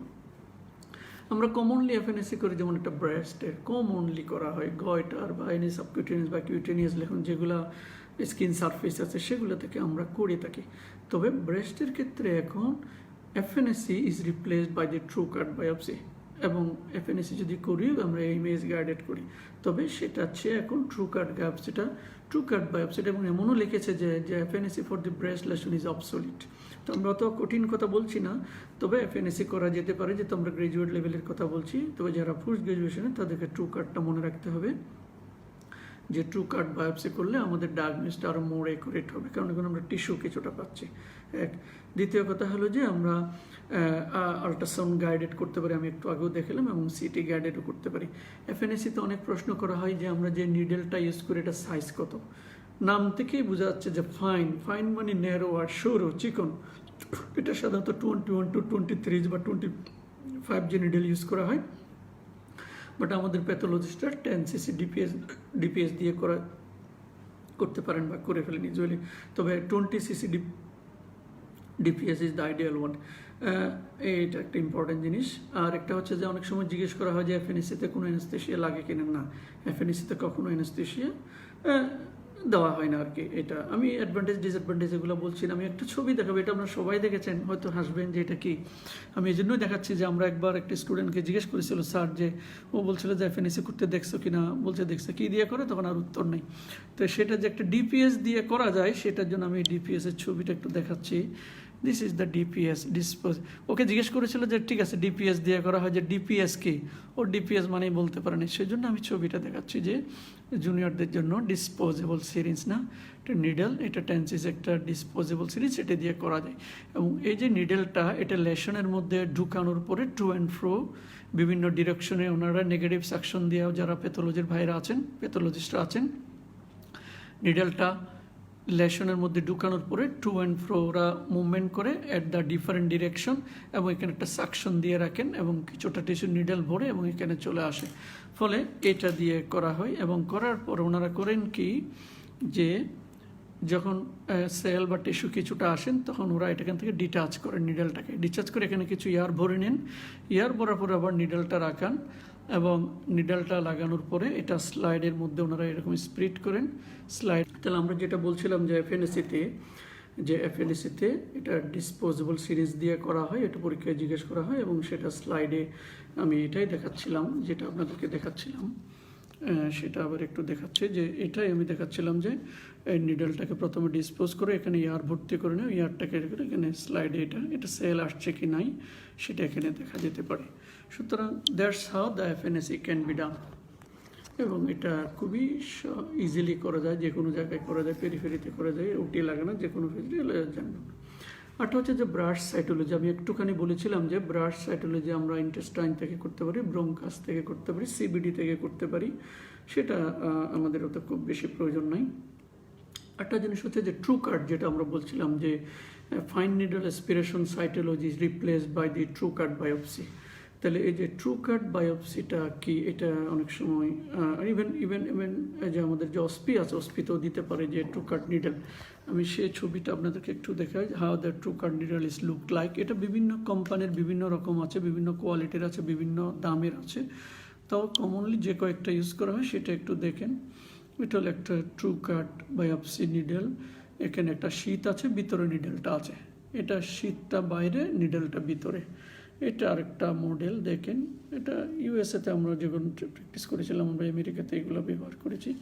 তাহলে এটা একটা মডেল, এটা আমাদের দেশে আছে, এটা আমি খুব একটা এখানে দেখি না, তবে এটাও আমাদের এখানে আছে, বিশেষ করে প্রোস্টেট যখন করা হয় এটা দিয়ে করা হয়। সো এটা আমরা যদি আরেকটু দেখি কীভাবে এটা কাজ করে। ট্রু কাট কিন্তু TRU, mind it, not UI। তাহলে এই যে বাইরেরটা হচ্ছে শীত, ভিতরেরটা হচ্ছে নিডল উইথ কাটার।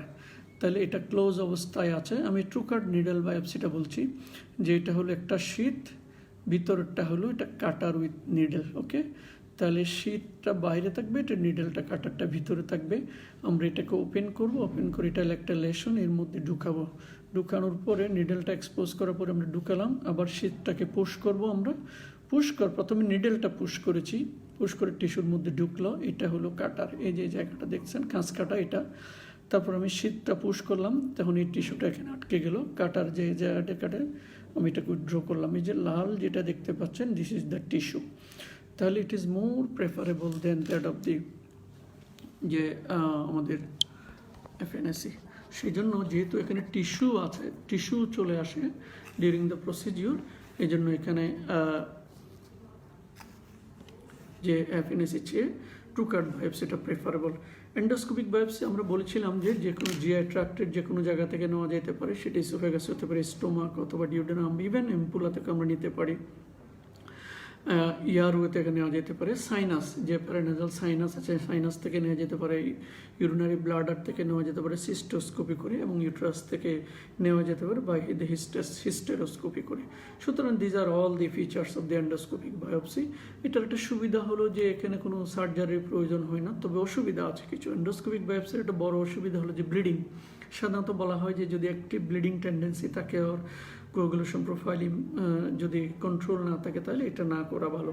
আরটা হচ্ছে যে পারফোরেশন হয়ে যেতে পারে, বিশেষ করে যে থিন ওয়াল যেখানে আছে, বিশেষ করে কোলন যদি ডিস্টেন্ডেড থাকে, আমরা বায়োপসিলেন হয়তো পারফোরেশন হয়ে যেতে পারে। সুতরাং এই দুটো হলো ইম্পর্টেন্ট ডিসঅ্যাডভান্টেজ। একটা হচ্ছে যে, এবং অবশ্যই একটা হচ্ছে যে অপারেটর ডিপেন্ডেন্ট, যিনি এন্ডোস্কোপি করছেন বা যিনি বায়োপসি নিচ্ছেন ওনার উপর এটা নির্ভর করবে।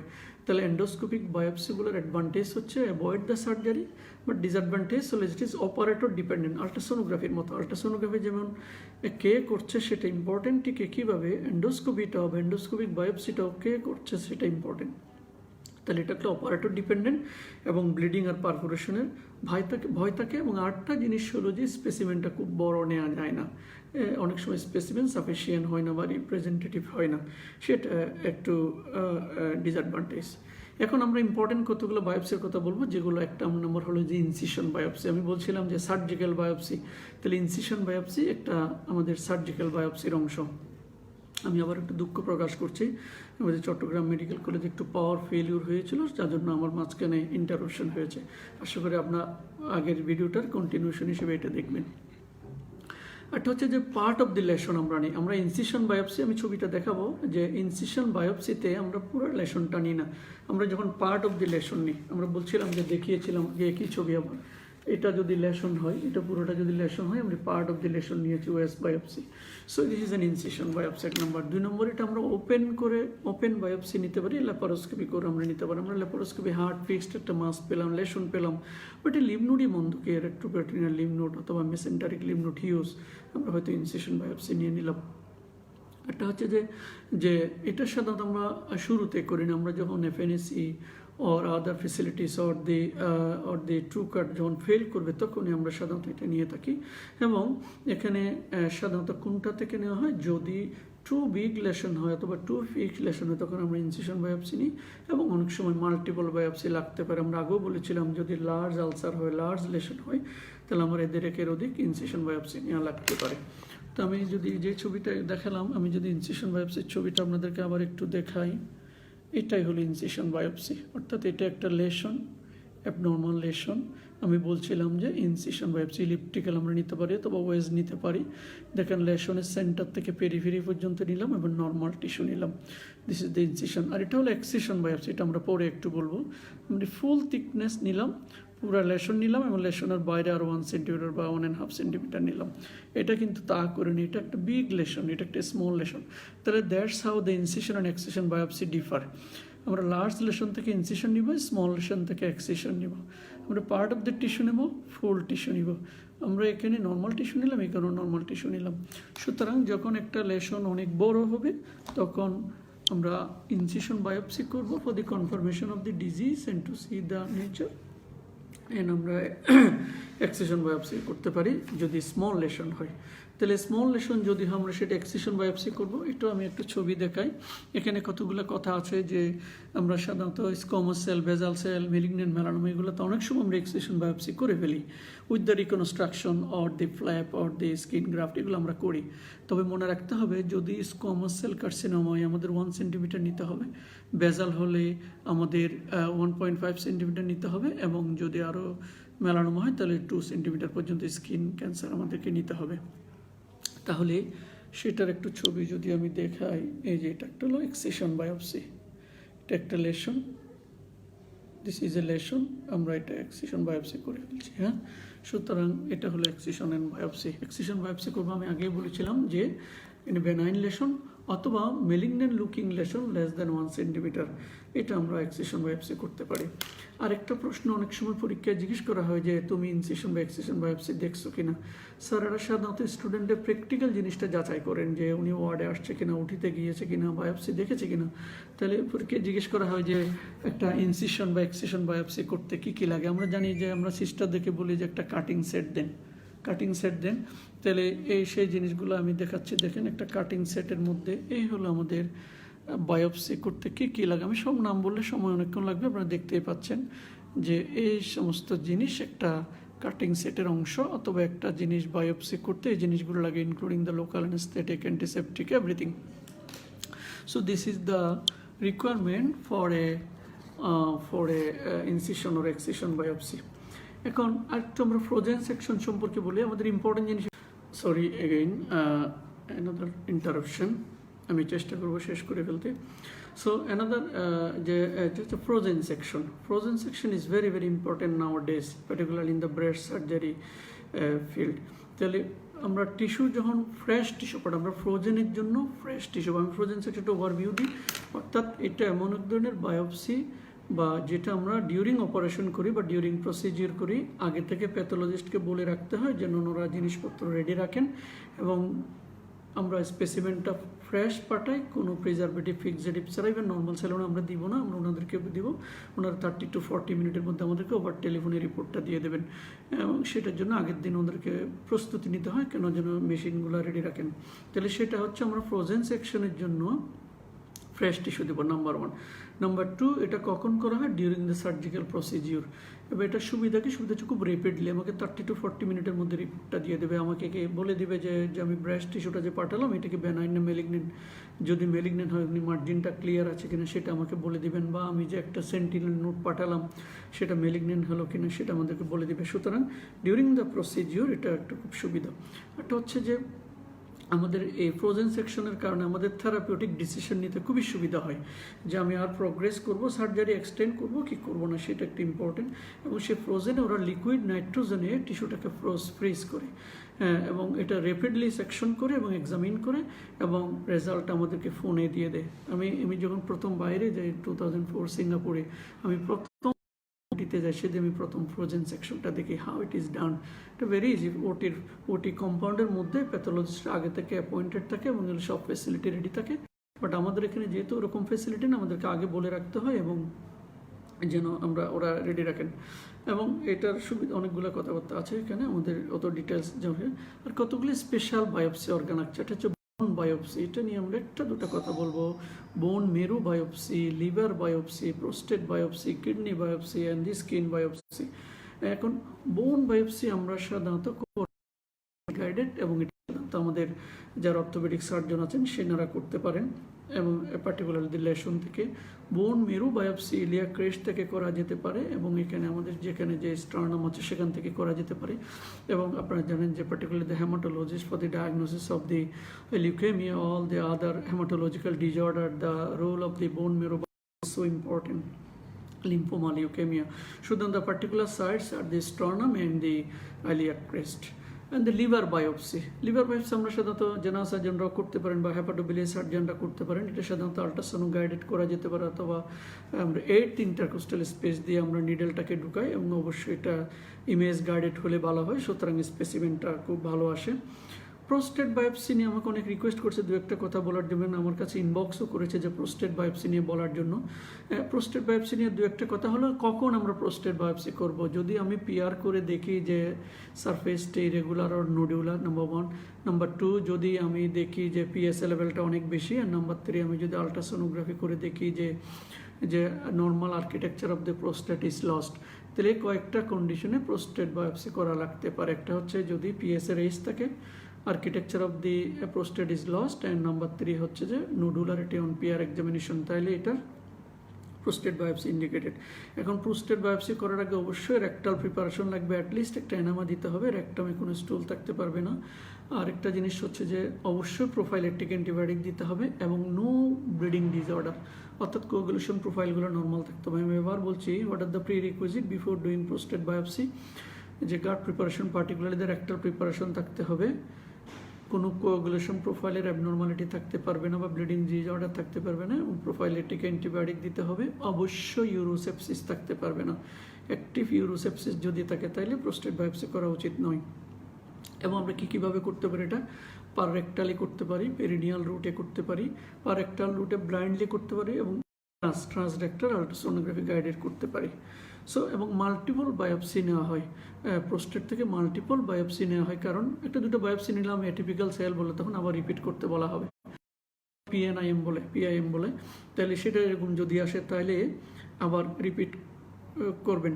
তো সেই জন্য multiple biopsy in different lobes নিতে হবে, তবে খেয়াল রাখতে হবে যেন ইউরেথ্রা ইনজুরি না হয়। ঠিক একইভাবে কিডনি বায়োপসি নেওয়া লাগতে পারে। কিডনির বায়োপসির একটা সুবিধা হলো ব্লিডিং হতে পারে। আমি এমনও দেখেছি যে আমি যখন সিঙ্গাপুরে কাজ করি, যে একজনকে খুব ভিআইপি পেশেন্ট, এখানে বলা হয়েছিল যে কিডনি বায়োপসি করলে ব্লিডিং হতে পারে, তো ওরা সিঙ্গাপুরে চলে গিয়েছিল during my training period in 2005।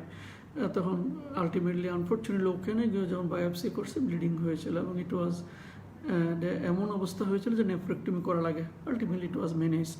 সুতরাং এই জন্য বলে রাখতে হবে যে কিডনি বায়োপসি বা ভাস্কুলার অর্গান যেগুলো আছে সেগুলো করার আগে হেমোরেজ হতে পারে, এবং এই অর্গান স্যাক্রিফাইসের একটু কনসার্ন অনেক সময় নিয়ে রাখতে পারে।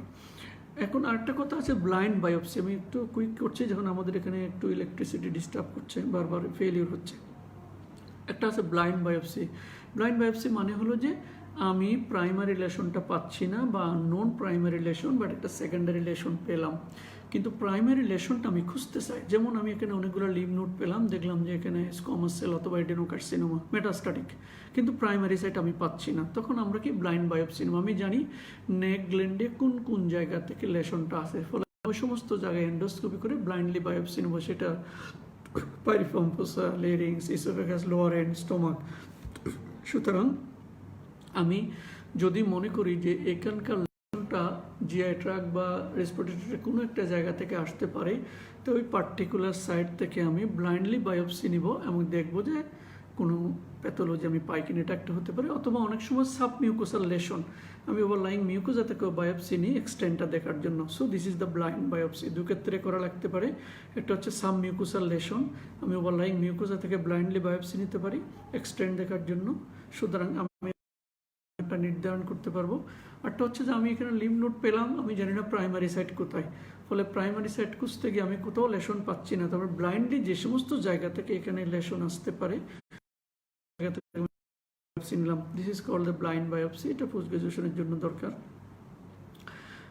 আরেকটা ইম্পর্টেন্ট জিনিস, আমরা শেষের দিকে আসছি, যে how to handle the specimen. আমি কতগুলো ছবি দেখাই। আমরা একটা যখন স্পেসিমেন নিব, আমরা স্পেসিমেনটা কিসের মধ্যে পাঠাবো? অবশ্যই একটা জার বা একটা কন্টেইনার মধ্যে আমরা পাঠাবো, এবং সে জার অথবা কন্টেইনার এটা স্ট্যান্ডার্ড হতে হবে। আমি আগে কতগুলো ছবি দেখাই, তাহলে আপনারা বুঝতে পারবেন যে জারটা কীরকম হওয়া উচিত। আপনি দেখেন যে এই জারটা হতে হবে wide mouth according to your size of the specimen. দেখেন প্রত্যেকটা জারের মুখটা অনেক ওয়াইড ওপেন, ওয়াইডলি ওপেন, এটা ওয়াইডলি ওপেন। তাহলে যারা বাইরে ট্রেনিং করেছেন অথবা যাবেন, দেখবেন যে ওখানে ওদের নিউট্রাল বাফার্ড ফরমালিন এখানে রেডি থাকে। আমি ওগুলো পরে বলবো, এবং এখানে রেডিমেড এগুলো পাওয়া যায়। শুধু আপনি ইনফরমেশনগুলো এখানে দিয়ে দিবেন, এটার মধ্যে স্পেসিমেনটা দিয়ে দিবেন। এবং এই যে কন্টেইনারগুলো আপনার যে স্পেসিমেন থাকবে, যে প্যাথোলজিক্যাল যে স্পেসিমেন, এর অন্তত 10 থেকে 12 গুণ বড় হইতে হবে, কারণ আমরা ফরমালিনটা বা যেটা বলবো এটা দিবই তো 10 টাইমস। তাহলে আমরা যে বায়োপসি স্পেসিমেনের যে জারটা নিব, এটা অ্যাটলিস্ট 12 টাইমস বড় হইতে হবে। মুখটা অবশ্যই বড় হইতে হবে, প্লাস্টিক হলে ভালো হয়, কারণ আপনি যদি কাঁচের নেন তাহলে এটা যে কোনো সময় ভেঙে যেতে পারে, টিস্যুটা লস হয়ে যেতে, ফরমালিন বেরিয়ে যেতে পারে। সেই জন্য এটা ভেরি ইম্পর্টেন্ট যে আমি যে জারটা চয়েস করব, মুখটা অবশ্যই বড় হতে হবে। ইভেন অনেক সময় আপনি যদি বড় স্পেসিমেন এরকম বাকেট নেওয়া লাগতে পারে উইথ দ্য কাভার, যেমন যে total colectomy specimen, breast specimen, stomach specimen, right hemicolectomy specimen, এগুলো আপনার ছোট্ট ছোট কন্টেইনারে ঢুকবে না, এখানে ঢুকানো যাবে না। সুতরাং সেক্ষেত্রে এরকম বড় জার নেওয়া লাগতে পারে। কেমন? অবশ্যই এগুলো আমরা ইউজ করব না। আমাদের এটা খুব রুটিন প্র্যাকটিস আমাদের দেশে, যে আমরা সিস্টার থেকে একটা ভাইল নিয়ে নিই, এর মধ্যে টিপে টিপে আমরা ঢুকিয়ে দিই, এবং সেটা দেখা যায় যখন আর বের করা যায় না। যখন আমরা এখানে ফরমালিন দিব, টিস্যুটা ফিক্সড হয়ে যাবে, তখন এগুলো হার্ড হয়ে যায়, তখন এদিক দিয়ে আর বের করা যায় না, তখন ধরো হাতুড়ি নিয়ে এগুলোকে ভাঙতে হয়। সুতরাং আমরা এই কাজটা কখনো করব না। যে অ্যাটলিস্ট আজকে আমাদের টোটাল লেকচারে যদি এটা আমরা জেনে নিই যে আমরা স্পেসিমেনটা এই বোতলের মধ্যে ঢুকাবো না, আমরা ওয়াইড জার নিব লাইক দিস, আর ওয়াইড জার নিব লাইক দিস। সুতরাং আমাদের স্পেসিমেন যেন কোনো অসুবিধা না হয়। একটা জিনিস আমি দেখাই, যে আমরা যে ফিক্সেটিভগুলো দিব, a big list, you see huge list of the fixative, আমাদের অত দরকার নাই। ফিক্সেটিভগুলো সাধারণত দু ধরনের, একটা সিম্পল ফিক্সেটিভ, একটা কম্পাউন্ড ফিক্সেটিভ। আমরা দেখেন সিম্পলের মধ্যে 10% ফরমালিন আছে, গ্লুটারডিহাইড আছে, ইথাইল অ্যালকোহল, আর কম্পাউন্ডের মধ্যে ফরমালিন বেস যেটা আছে 10% নিউট্রাল বাফার্ড ফরমালিন, এইটাই সাধারণত আমরা প্রেফার করব। যদি এটা না পাই তাহলে আমরা এটা দিব 10% formalin, but it is better 10% neutral buffered formalin, সেটা আমরা দেখার চেষ্টা করব। আরেকটা জিনিস, অনেক সময় কিছু কিছু স্পেসিমেন আছে, যেমন বোয়েন সলিউশন, দেখেন আপনারা, এটা আমাকে এফসিপিএসে জিজ্ঞেস করেছিল যে আপনি টেস্টিসের স্পেসিমেন কিসে পাঠাবেন, এটা পিক্রিক অ্যাসিড ফিক্সেটিভ বোয়েন সলিউশন। তাহলে এই যে বিগ লিস্ট আছে, আমি সেগুলো বলে আপনাদেরকে বিরক্ত করতে চাই না। যে সিম্পল ফিক্সেটিভ আমরা 10% ফরমালিন, গ্লুটারডিহাইড, ইথাইল অ্যালকোহল, আর কম্পাউন্ড ফিক্সেটিভের মধ্যে 10% নিউট্রাল বা ফরমালিন, এটা আমরা ইউজ করার চেষ্টা করব। আরেকটা হচ্ছে Bouin solution, particularly for the testis, কারণ টেস্টিস অন্য টিস্যুতে দিলে এগুলো ভালো বোঝা যাবে না। তো সুতরাং যে আমরা যে স্পেসিমেনটা দিব, তাহলে প্রথমেই আমাদেরকে স্পেসিমেন হ্যান্ডেল করার আগে জারটা হ্যান্ডেল করতে হবে। একটা অপটিমাম জার, একটা সাফিসিয়েন্ট জার, একটা সুইটেবল জার আমাদেরকে চয়েস করতে হবে, নাম্বার 1। নাম্বার 2 হচ্ছে আমি ফিক্সড ডিপটা কী দেব, আমরা দেব 10% বাফার্ড formalin or 10% neutral buffered formalin. এখন এখানে অনেক প্রশ্ন করা হয় হোয়াট ইজ ফরমালিন। এটা আমরা সবাই কেমিস্ট্রিতে পড়ে আসছি যে 40% aqueous solution of formaldehyde is the formalin, অর্থাৎ ফর্মালডিহাইডের 40% জলীয় দ্রবণকে ফরমালিন বলে, এটা আমরা সবাই দেখা যায় কেন জানি বলতে পারে না। এটা স্যারদের খুব প্রিয় প্রশ্ন। এখন আমি কোন ফরমালিনটা দেবো জিজ্ঞেস করা হয়, যে মার্কেটে যে ফরমালিন পাওয়া যায় অবশ্যই সেটা নয়, কারণ সেটাকে আমি ডাইলুট করে দেবো। মাইন্ডেড মার্কেটে আমি ডিটেলস বলছি না, মার্কেটে 37, 40 দুটাই পাওয়া যায়, weight by weight, volume by weight, এটা দুটো পাওয়া যায়। তাহলে আমরা মার্কেটে যে ফরমালিন পাওয়া যায় তার 1/9 ডিস্টিল ওয়াটার, অর্থাৎ 1/10 ডাইলুশন বা 9 ডাইলুশন আমরা দিব। আমরা মার্কেটের কারো যদি কিছুই মনে না থাকে, যেন মার্কেটের যে ফরমালিন সেটা 1 ডিস্টিল ওয়াটার 9 টোটাল 10 মিলে, অর্থাৎ 10 টাইমস ডাইলুশন করে আমি 10% ফরমালিন বানাতে পারি। মাইন্ড ইট, অনেকে বলে আবার 4% is the formaldehyde, % is the formalin, কারণ আমরা বলেছি 40% ফরমালডিহাইডের জলীয় দ্রবণকে ফরমালিন বলে। তাহলে সেটা যদি আমি 4% করি তাহলে এটা 10% ফরমালিন হয়ে গেল। মনে রাখবেন, এটা কনফিউজ করবেন না। তাহলে 40% ফরমালডিহাইডের 40% জলীয় দ্রবণকে ফরমালিন বলে। সেই ফরমালিন 1/9 ডিস্টিল ওয়াটার মিশিয়েই আমরা ফিক্সেটিভটা দিব, আমরা পুরো ফরমালিনটা দিব না, এটা অনেক অসুবিধা আছে, আমি পরে বলবো। আর 4% হলো, আমরা বলবো 1% হচ্ছে ফরমালডিহাইড আর 10% হলো ফরমালিন, এটা মনে রাখতে হবে। আর যদি সেটা আমি বাফার্ড করতে পারি, এটা আরও ভালো, এটা রেডিমেড পাওয়া যায়, আমি জানি না আমাদের দেশে আছে কিনা, আমরা এটা সাধারণত ইউজ করি না। 10% ফরমালিনটা আমরা দিয়ে দিই, এবং কতটুকু আমরা দিব, 10 টাইমস দিব, অর্থাৎ দিস ইজ ভেরি ইম্পর্টেন্ট, যে আমার যে স্পেসিমেনটা সাইজ আমি তার 10 টাইমস ফরমালিনটা দিব। তাহলে আমার এটা চারিদিক থেকে সাবমার্জ করে, আমি যে স্পেসিমেনটা দেবো স্পেসিমেনটা ফরমালিনের ভিতরে ডুবে থাকতে হবে, চারিদিক থেকে ফরমালিন দিয়ে আবৃত থাকতে হবে, সাবমার্জ থাকতে হবে। তাহলে আমি একটুখানি ফরমালিন দিলাম, স্পেসিমেন ভেসে আছে, এটা হবে। ইভেন যদি লাইপোমা হয় বা চর্বি জাতীয় কোনো টিউমার হয়, তাহলে এটাকে ডুবিয়ে রাখতে হবে বাই এনি মিনস, হয়তো আপনি একটু ওয়েট বিয়ারিং কিছু দিয়ে দিলেন, এটা ডুবে থাকলো। এটা হচ্ছে আমি বলেছিলাম যে opening of the jar must be wide, এবং অবশ্যই সেকশনিং অফ দি টিস্যু করা যেতে পারে বলেছিলাম আগে, তবে সেটা সেকশন করে মাল্টিপল জায়গায় পাঠানো যাবে করবো, এই কারণে যেন ফিক্সেটিভগুলো ঢুকতে পারে। এবং অবশ্যই হোল স্যাম্পল আমরা একই জায়গায় পাঠাবো, এক স্যাম্পল এক জায়গায় আমরা পাঠাবো না। আর একটা ছবি আমি দেখাই আপনাদেরকে, সেটা আপনারা একটু দেখেন, যে দেখেন আমরা বলছিলাম যে আমরা 10 to 20% বাফার্ড ফরমালিন আমরা দিব, দিস ইজ দ্য বেস্ট যদি সম্ভব হয়। যদি সেটা না হয় আমরা 10% ফরমালিন দেবো, এটা ওকে, দেওয়া যেতে পারে। আর যদি আমি একদম 100% ফরমালিনটাই দিয়ে দিই, ইস ক্রুয়েল, আপনার টিস্যুকে এটা নষ্ট করে ফেলবে। সুতরাং this is the best buffered formalin. Buffered ফরমালিনে রাইসোডিয়াম ডাইহাইড্রোজেন সালফেট থাকে, বাফার্ড ফরমালিন বেস্ট। যদি এটা না পাই আমরা ফরমালিন দিব 10%, যেটা আমরা কমনলি দিচ্ছি। আর যদি না পাই তাহলে এটা কখনো দেওয়া যাবে না, সেটা হলো আপনার টিস্যুকে ডেস্ট্রয় করে ফেলবে। তাহলে কেন আমরা 100% ফরমালিন দিব না? এই কারণে দিব না যে এটাকে, যে টিস্যুর যে অ্যান্টিজেনিক প্রপার্টিগুলো আছে সেগুলোকে ডিগ্রেডেশন করে ফেলবে, এবং ডিএনএ বা আরএনএ যেগুলো আছে সেগুলোকে ডিগ্রেড করে ফেলবে। সুতরাং আমরা কখনো যে 100% ফরমালিন দিব না। আরেকটা হচ্ছে যে আমরা যে বলছিলাম যে টিস্যুটাকে, স্পেসিমেনটাকে ওরিয়েন্টেশন করতে হবে, সেটা আমি একটু বলি। আমি ব্রেস্ট যেদিন ডিসকাস করেছিলাম সেদিন একটু বলেছিলাম যে ব্রেস্টের upper margin, lower margin, deep margin, lateral margin, এগুলোকে আইডেন্টিফাই করে দিতে হবে একটা থ্রেড বা স্টিচ অথবা একটা সুতা দিয়ে বেঁধে। সেটা হচ্ছে যে এটা ইন্টারন্যাশনালি অ্যাকসেপ্টেড, যে ব্রেস্ট স্পেসিমেনের সুপিরিয়র এসএস বলে, আমি দেখাবো ছবিটা। এসএস মানে সুপিরিয়র শর্ট, অর্থাৎ সুপিরিয়র মার্জিনটা আমরা একটা শর্ট থ্রেড দিয়ে বেঁধে দিব। সুতরাং আমাদের প্যাথোলজির জন্য বুঝতে পারে এটা যে আপার মার্জিন অথবা সুপিরিয়র মার্জিন। একটা হচ্ছে lateral long thread, LL, lateral margin long thread, আমি লম্বা সুতা দিয়ে বেঁধে দিব।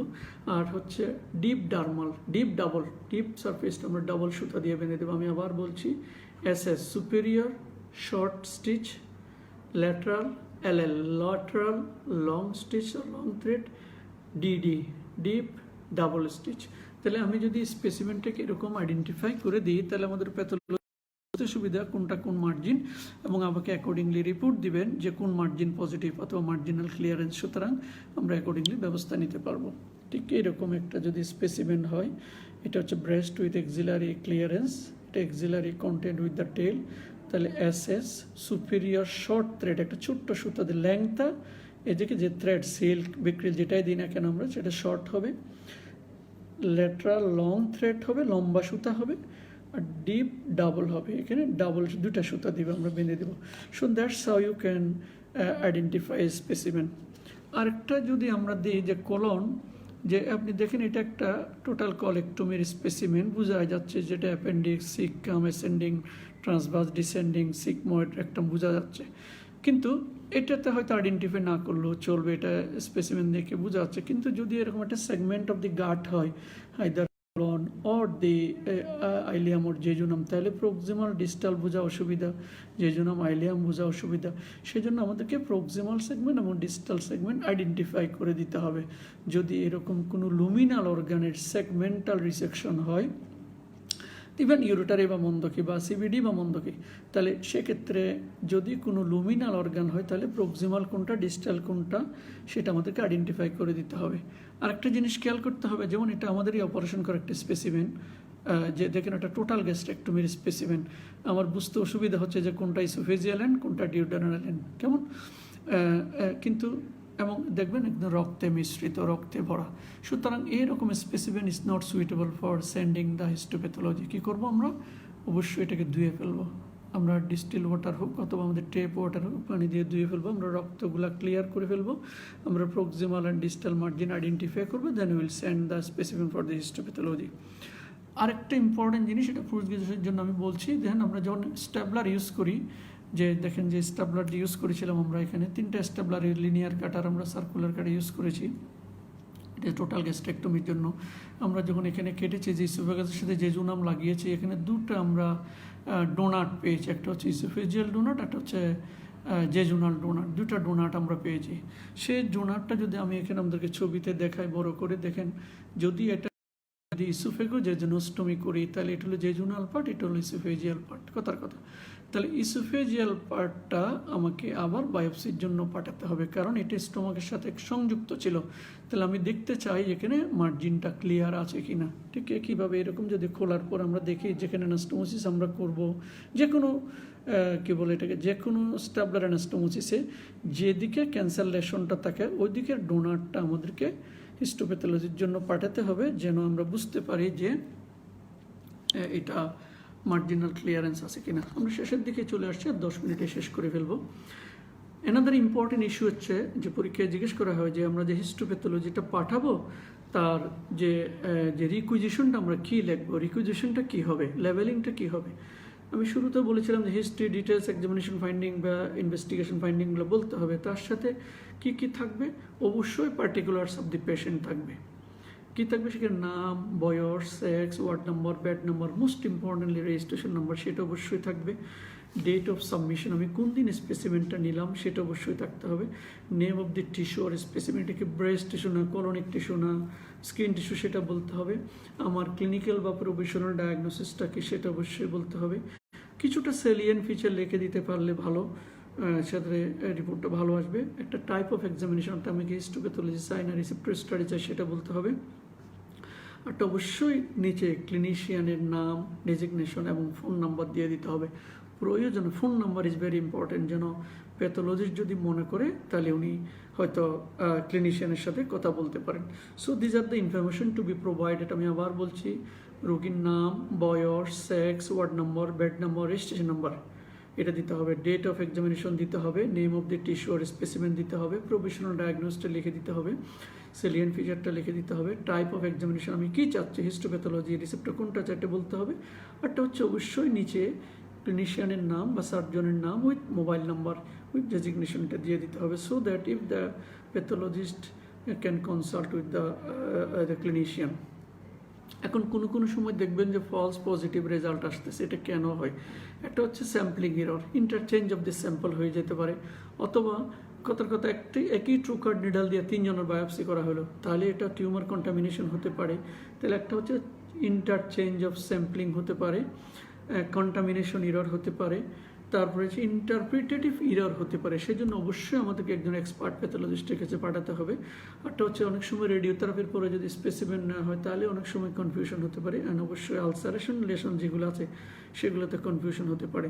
তাহলে কেন ফলস পজিটিভ ডায়াগনোসিস হয়? ক্যান্সার নাই বললো ক্যান্সার কেন হতে পারে? আমি আবার বলছি যে ইন্টারচেঞ্জ অফ দি স্যাম্পল অর্থাৎ স্যাম্পলিং এররের কারণে হয়ে যেতে পারে, কন্টামিনেশন অফ দি টিউমার হতে পারে, ইন্টারপ্রিটেটিভ এরর হতে পারে, রেডিয়েশনের পরে যদি বায়োপসি করি তাহলে হতে পারে, অথবা আলসারেটেড লেশন থেকে এটা হতে পারে। এখন বায়োপসি করার রিস্ক কি? রিস্ক আছে, এই যে আমরা যে ফরমালিন বললাম ইট ইজ এ কার্সিনোজেনিক, সুতরাং অবশ্যই গ্লাভস পরে করতে হবে, প্রেফারেবলি ডাবল গ্লাভস অবশ্যই করতে হবে। এবং এখান থেকে ব্লাড রিলেটেড যে হ্যাজার্ডগুলো আমাদের আছে, বি ভাইরাস, HIV, সেগুলোর একটু রিস্ক আছে। আর বা COVID-19 কথা মাথায় অবশ্যই এখন আসতে হবে, সুতরাং ডাবল গ্লাভস করতে হবে। আবার এটা খুব যে আমাদের ফরমালিন যেটা আমরা ইউজ করব সেটা খুবই টক্সিক এবং irritant to the eyes and skin, সেই জন্য আই শিল্ড পড়তে হবে। এবং অবশ্যই আমরা যে জারটা নিব সেটাকে লেবেল করতে হবে, যেন এররটা মিস অ্যাটলিস্ট নাম, বয়স, ডেট, স্পেসিমেনটা কি, এগুলো সব যেন আইডেন্টিফাই করতে হবে। আমরা খুব শেষের দিকে চলে আসছি, আমি কি পয়েন্টগুলো আবার একটু আমাদেরকে মনে করে দিতে চাই। একটা হচ্ছে যে biopsy is preferable two cytology, অর্থাৎ আমরা যেখানে বায়োপসি করতে পারবো বা করে সেখানে বায়োপসি করবো, সাইটোলজিকে আমরা অ্যাভয়েড করবো যদি পারা যায়। Excision biopsy is preferable two incision biopsy, অর্থাৎ ইনসিশন বায়োপসি না করে আমরা এক্সিশন বায়োপসি করার চেষ্টা করব। যদি আমরা যে কোনো একটা বড় লেশন আছে সেন্টার থেকে নিব না, আমরা ওয়েস্ট নিব, সেন্টার টু পেরিফেরি। বায়োপসি টিস্যুটা অবশ্যই রিপ্রেজেন্টেটিভ আমরা নিব, এবং নর্মাল টিস্যু অলওয়েজ আমরা ইনক্লুড করব। এবং যদি আমরা ফ্রোজেন করে তাকে আমরা প্যাথোলজিস্টকে অবশ্যই 24 ঘন্টা আগে বলে রাখবো।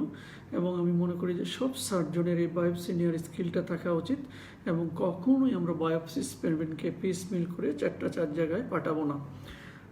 আর দু একটা কথা জানতে হবে, স্যাম্পল মাস্ট বি এডিকুয়েট, আমাদের এডিকুয়েট স্যাম্পল নিতে হবে এবং প্রপারলি প্রিজার্ভ করতে হবে। অনেক সময় দেখা যায় যে অপারেশন 4 ঘন্টা, আমি 4 ঘন্টা আগে স্পেসিমেন এসে 4 ঘন্টা পর আমি ফরমালিনে ডুবালাম, না, এটা করা যাবে না। আমরা স্পেসিমেন নেওয়ার সাথে সাথে এটাকে রেডি করে মার্কিং করে লেবেল করে এটাকে আমাদেরকে পাঠিয়ে দিতে হবে, অ্যাটলিস্ট অন্তত ফরমালিনে ডুবিয়ে দিতে হবে ওয়াশ করার পরে। তাহলে আমাদেরকে প্রপারলি টিস্যুটা প্রিজার্ভ করতে হবে, নাহলে আপনি দেরিতে পাঠাবেন, দেখবেন যে নেক্রোটিক টিস্যু রিপোর্ট আসছে। All details of the surgeons note এটা স্পেসিমেনের সাথে পাঠাতে হবে, এবং অবশ্যই একজন এক্সপার্ট প্যাথোলজিস্টের কাছে পাঠাতে হবে। আমরা বলেছিলাম যে কোনো বায়োপসি করার ইমেজিংটা আগে করে ফেলতে হবে, এবং যদি আমরা প্রয়োজন মনে করি বায়োপসি রিপিট করা লাগতে পারে, বা আমরা যে স্লাইডটা রিভিউ করতে পারি অথবা স্পেসিমেনটা রিভিউ করতে পারি, তবে মনে রাখতে হবে বায়োপসি মানে ক্যান্সার নয়।